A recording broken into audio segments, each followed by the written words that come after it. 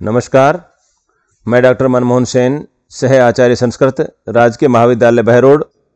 आज हम BA part द्वितीय संस्कृत विषय के प्रथम प्रश्न पत्र के अंतर्गत व्याकरण शास्त्र का अध्ययन करेंगे और हमारे पाठ्यक्रम में लघु सिद्धांत कौमुदी के अजंत प्रकरण का कुछ भाग और हलंत प्रकरण से संबंधित कुछ शब्द रूप सिद्धियां निर्धारित हैं।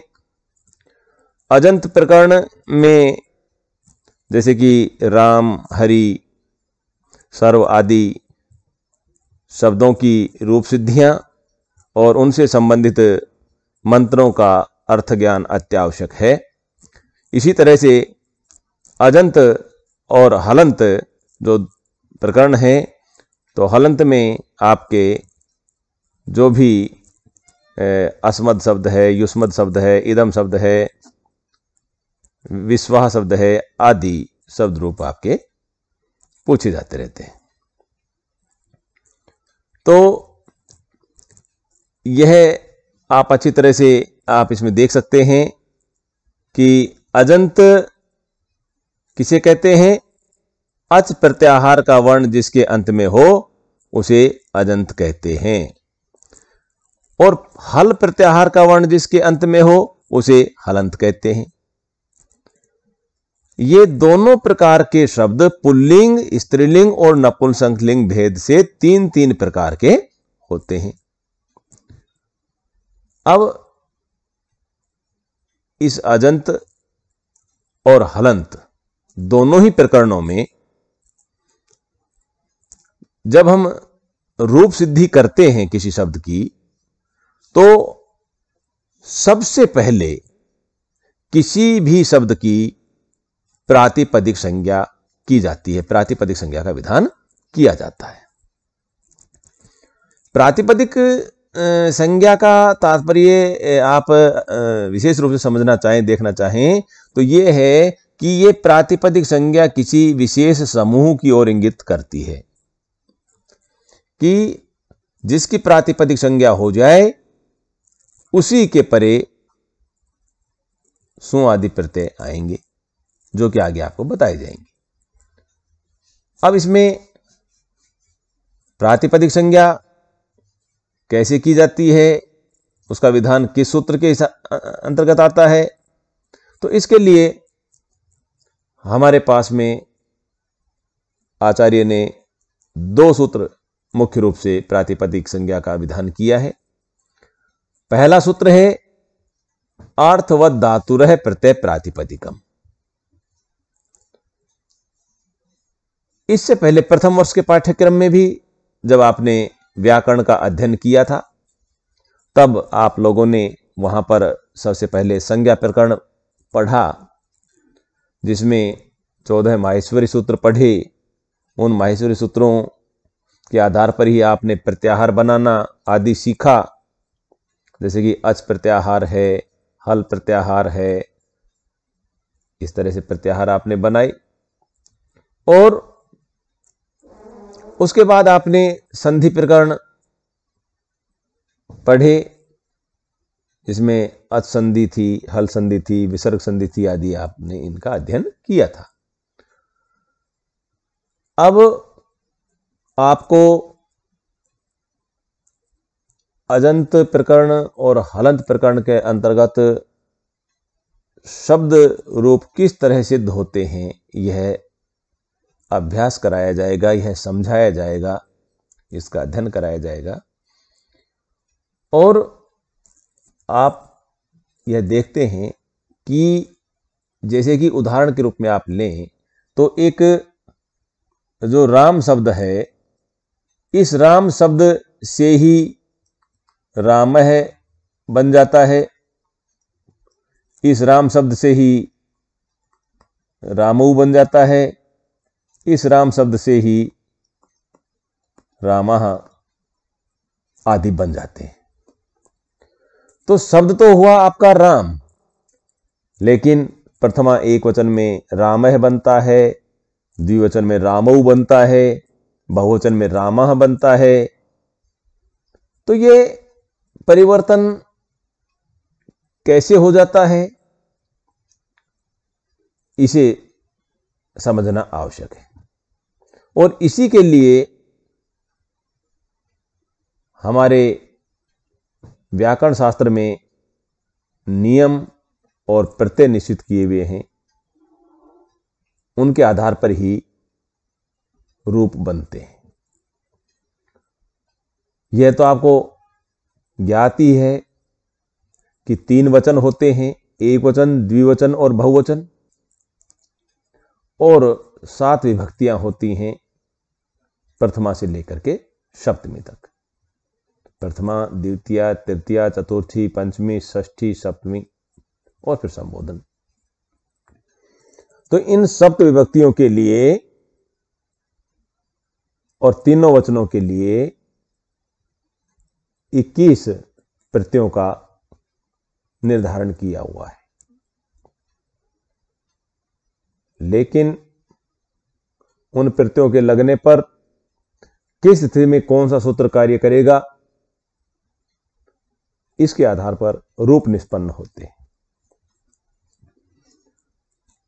रूप सिद्धि से पहले हमें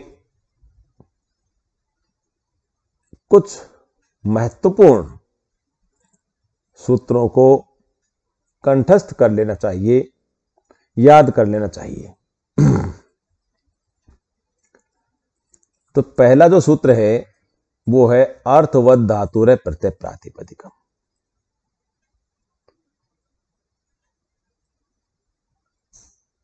इस सूत्र का अर्थ है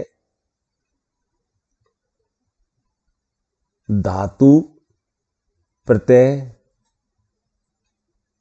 और प्रत्यांत को छोड़कर अर्थवान शब्द स्वरूप की प्रातिपदिक संज्ञा हो। अर्थवद, जैसे कि आप इसका संधि विच्छेद करेंगे तो अर्थवद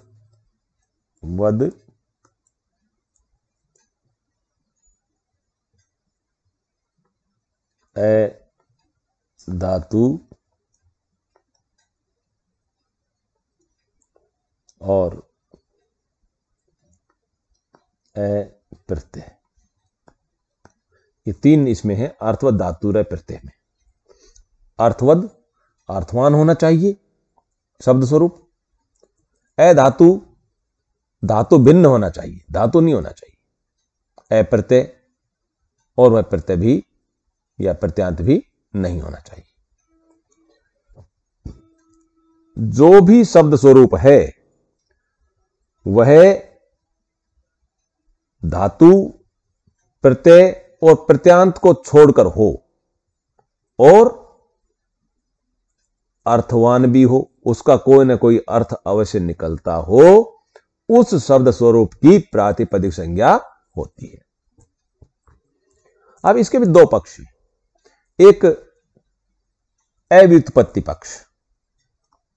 अव्युत्पत्ति पक्ष, इसके अनुसार जो शब्द आप ले रहे हैं उसकी कोई व्याकरणात्मक व्युत्पत्ति भले ही ना हो, लेकिन वह अर्थवान होना चाहिए। शब्द कैसा होना चाहिए? सार्थक होना चाहिए, अर्थ वाला होना चाहिए, निरर्थक नहीं होना चाहिए। तो ये अव्युत्पत्ति पक्ष में प्रातिपदिक संज्ञा का विधान करने वाला सूत्र है अर्थवद धातुर प्रत्यय प्रातिपदिक। कोई भी शब्द स्वरूप हो, कोई भी सार्थक होना चाहिए, धातु नहीं होना चाहिए, प्रत्यय नहीं होना चाहिए और प्रत्यांत नहीं होना चाहिए। इस सूत्र के अनुसार उस शब्द स्वरूप की हम प्रातिपदिक संज्ञा करेंगे। तो ये जैसे कि यहां इस सूत्र के यहां पर भी लिख रखा है, यह सूत्र अव्युत्पन्न शब्दों की प्रातिपदिक संज्ञा करता है। अव्युत्पन्न शब्द जहां धातु आदि से कृत आदि प्रत्यय की कल्पना होती है, उसकी प्रातिपदिक संज्ञा के लिए दूसरा सूत्र का विधान करेंगे। कहने का तात्पर्य हुआ कि यह अव्युत्पत्ति पक्ष हुआ जिसमें उस शब्द की व्याकरणात्मक रूपरेखा नहीं देखनी। दूसरा जो है वह सूत्र है व्युत्पत्ति पक्ष में, और ये दूसरा जो सूत्र व्युत्पत्ति पक्ष में यह है कृत तद्धित समासाश्चय, यह है व्युत्पत्ति पक्ष। इसके अनुसार कृत कृदंत, कृत प्रत्यय जिसके अंत में हो, तद्धितांत तद्धित प्रत्यय जिसके अंत में हो, तथा समासाश्चय जो समस्त पद है, समास भी पूर्ववत प्रातिपदिक संज्ञक होते हैं। पहले सूत्र के अनुसार धातु ना हो, प्रत्यय ना हो, प्रत्यांत ना हो, वहां पर प्रत्यांत शब्द दिया गया, धातु प्रत्यय और प्रत्यांत रहित सार्थक शब्द हो। लेकिन इस व्युत्पत्ति पक्ष वाले जो दूसरा सूत्र जो है, जो प्रातिपदिक संज्ञा का ही विधान करता है, यह भी इसके अनुसार कृदंत जो होगा, कृत प्रत्यय जिसके अंत में होगा, उसकी प्रातिपदिक संज्ञा कर सकते हैं। तद्धितांत जो तद्धित प्रत्यय जिसके अंत में हो, उसकी प्रातिपदिक संज्ञा करते हैं। और समास भी प्रातिपदिक संज्ञक होता है इस सूत्र के अनुसार। तो यह हुआ व्याकरणात्मक टिप्पणी देखने वाला कि किसी शब्द के आगे यदि कृत प्रत्यय लगा हुआ है, किसी शब्द के आगे यदि तद्धित प्रत्यय लगा हुआ है, तो उसकी भी हम इस सूत्र के अनुसार प्रातिपदिक संज्ञा करते हैं। तो दोनों सूत्रों को आपको अच्छी तरह से याद कर लेना चाहिए। एक तो अर्थवद प्रातिपदिक संज्ञा विधायक दो सूत्र हो गए, एक तो अर्थवद धातुर प्रत्यय प्रातिपदिकम, और दूसरा सूत्र है कृत तद्धित समासाश्चय। कोई भी शब्द होगा उसकी रूप सिद्धि करने से पहले उस शब्द स्वरूप की प्रातिपदिक संज्ञा करना अत्यावश्यक है, प्रातिपदिक संज्ञा करनी होगी। इसलिए ये आप जब रूप सिद्धि करेंगे तब आपको ये लिखना पड़ेगा कि जैसे कि राम शब्द है, राम शब्द की सर्वप्रथम अव्युत्पत्ति पक्ष में अर्थवद धातुर प्रत्यय प्रातिपदिकम तथा व्युत्पत्ति पक्ष में कृत तद्धित समासाश्चय, इन दोनों सूत्रों से प्रातिपदिक संज्ञा, ये आपको वहां लिखना होगा और उसके बाद अगली प्रक्रिया अपनानी होगी। अगले व्याख्यान में वो आपको बताएंगे। धन्यवाद।